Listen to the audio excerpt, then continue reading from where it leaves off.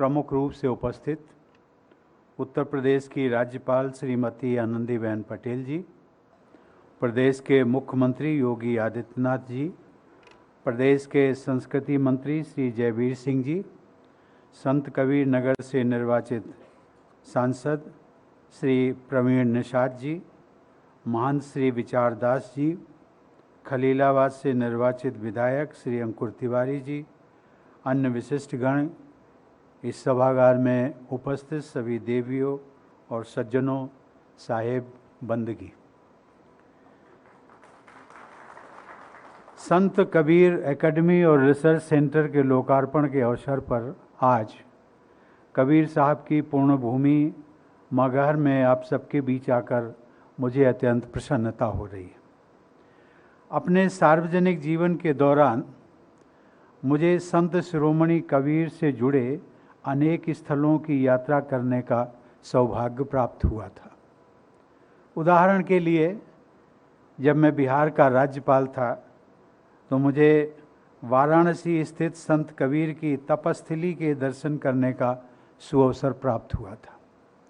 भारत के राष्ट्रपति के रूप में वर्ष 2017 में मध्य प्रदेश के भोपाल में आयोजित कबीर महोत्सव में और इसके बाद वर्ष 2018 में मध्य प्रदेश के सागर में स्थित कबीर आश्रम के कार्यक्रम में शामिल होने का भी मुझे अवसर प्राप्त हुआ। उसी वर्ष हरियाणा के फतेहाबाद में संत कबीर प्रकटोत्सव में मैंने भी सहर्ष भाग लिया था।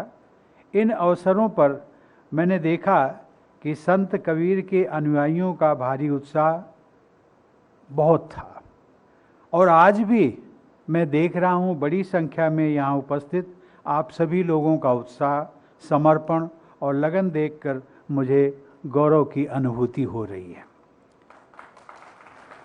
देवियों और सज्जनों, मेरे लिए ये अत्यंत हर्ष का विषय है कि वर्ष 2003 में मेरे पूर्ववर्ती राष्ट्रपति डॉक्टर APJ अब्दुल कलाम ने यहाँ आकर कबीर चौरा के दर्शन किए थे।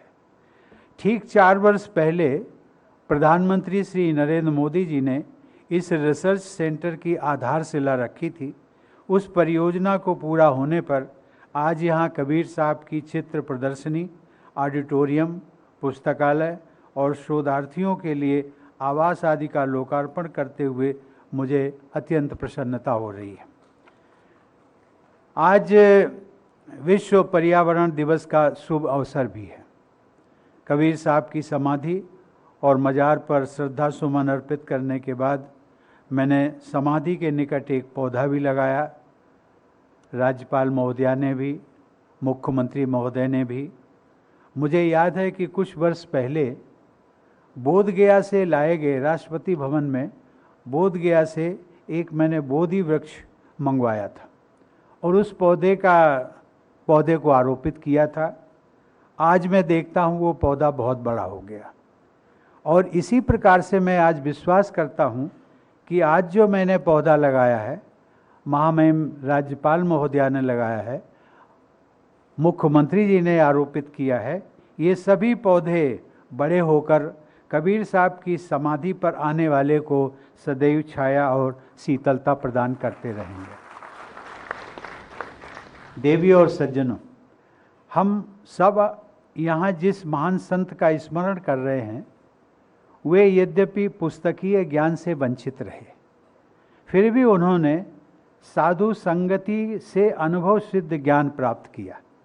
उस ज्ञान को उन्होंने पहले स्वयं जांचा परखा, आत्मसात किया और तब लोगों के सामने प्रकट किया। इसीलिए आज लगभग 650 वर्ष गुजर जाने के बाद भी उनकी शिक्षाएं जनसाधारण से लेकर बुद्धिजीवी वर्ग में एक समान लोकप्रिय हैं।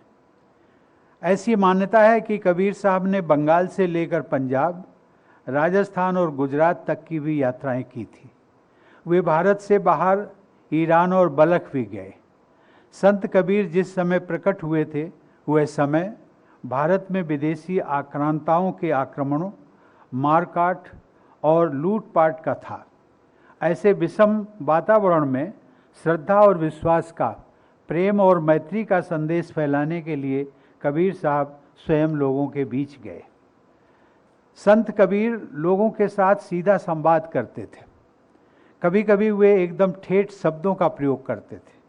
उस समय हम सब लोग जानते हैं, ऊंच नीच, जात पात और छुआछूत की तंद्रा में निमग्न जनता को झकझोर कर जगाने के लिए ऐसा करना जरूरी भी था, क्योंकि जागृत व्यक्ति ही समाज का कल्याण कर सकता है। इसलिए उन्होंने समाज को पहले जगाया और फिर चेताया। यहाँ पर बैठे सभी कबीर प्रेमियों, ऐसी मान्यता है कि संतों के आगमन से धरती पवित्र होती है। इसका प्रत्यक्ष प्रमाण मगहर की यह भूमि भी है। संत कबीर यहाँ पर लगभग 3 वर्ष तक रहे।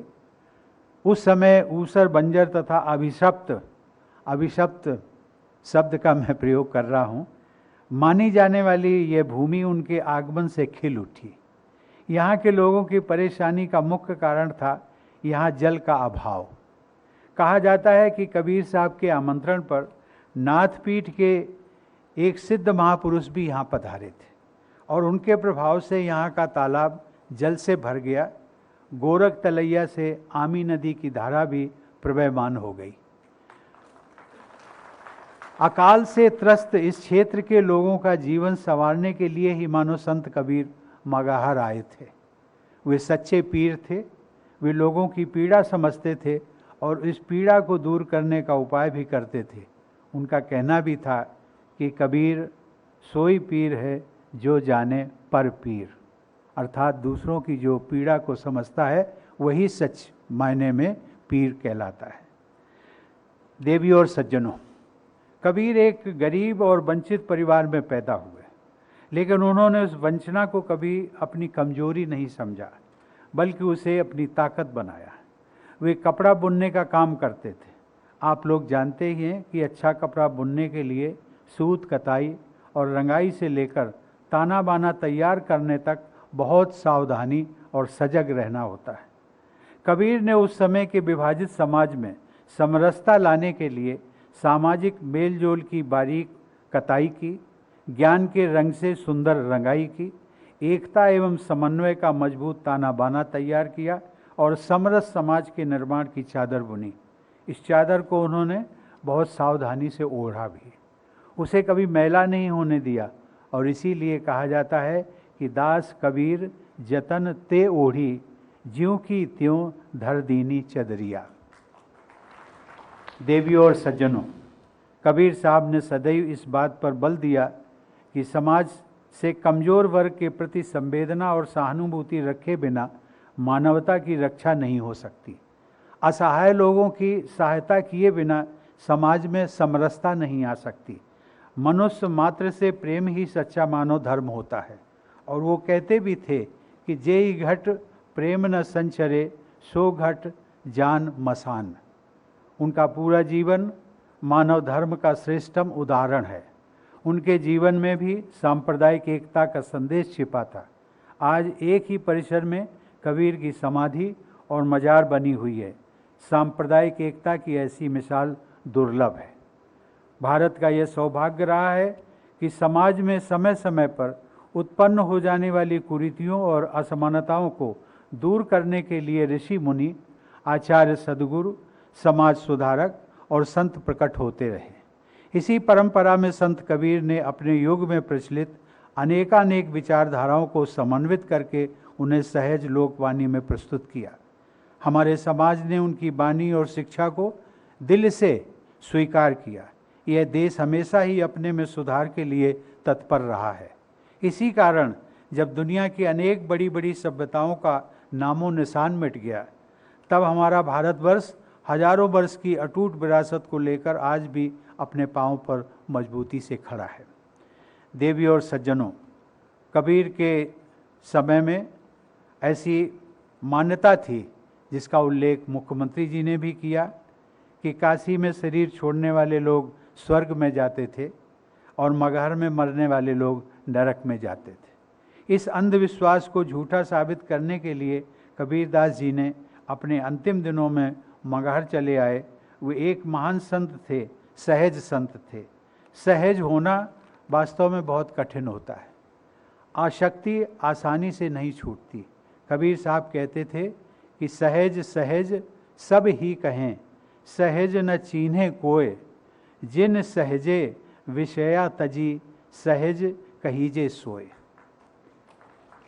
सही माने में जो उन्होंने संदेश दिया था वाराणसी से मगहर आकर के, वो संदेश एक यही था कि किसी स्थान पर रहने, निवास करने और वहाँ पर उसको कर्म भूमि बनाने मात्र से न तो आप स्वर्ग जा सकते हैं न नरक जा सकते हैं।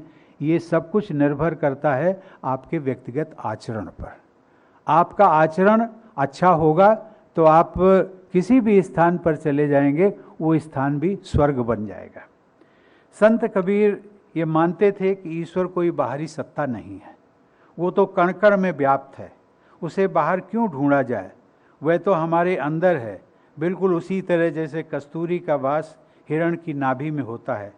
कस्तूरी कुंडली बसे, मृग ढूंढे बन माहे, ऐसे ही घट घट राम हैं दुनिया देखत नाहे। कबीर ने समाज को समानता और समरसता का मार्ग दिखाया। उन्होंने कुरीतियों, आडंबरों और भेदभाव को दूर करने का बीड़ा उठाया और गृहस्थ जीवन को भी संतों की तरह जिया। निकट अतीत में वैसा ही जीवन संत रविदास और गुरु नानक ने भी व्यतीत की है। संत कबीर की पवित्र वाणी ने सुदूर पूर्व में श्रीमंत शंकर देव से लेकर पश्चिम में संत तुकाराम और उत्तर में गुरु नानक से लेकर छत्तीसगढ़ में गुरु घासीदास तक को प्रभावित किया। देवी और सज्जनों, मुझे प्रसन्नता है कि राज्यपाल के रूप में उत्तर प्रदेश को श्रीमती आनंदीबेन पटेल का निरंतर मार्गदर्शन प्राप्त हो रहा है। वे संत कबीर की शिक्षाओं के अनुरूप अपने आचरण से सामाजिक कुरीतियों को मिटाने के लिए सजग प्रयास करती रही हैं। वहीं मुख्यमंत्री योगी आदित्यनाथ जी भी एक ओर अंधविश्वास एवं गैर बराबरी को दूर करने के लिए निरंतर प्रयासरत हैं और दूसरी ओर जन कल्याण के कामों में भी दिन रात जुटे रहते हैं। संयोग से आज योगी आदित्यनाथ जी का जन्मदिन भी है। मैं उन्हें बधाई देता हूं और उन्हें उनके दीर्घायु और यशस्वी होने की कामना करता हूं। मुझे विश्वास है कि उनके नेतृत्व में उत्तर प्रदेश राज्य विकास और समरसता के पथ पर मजबूती से आगे बढ़ता रहेगा। मेरी शुभकामनाएं आप सबके साथ हैं। धन्यवाद। जय हिंद।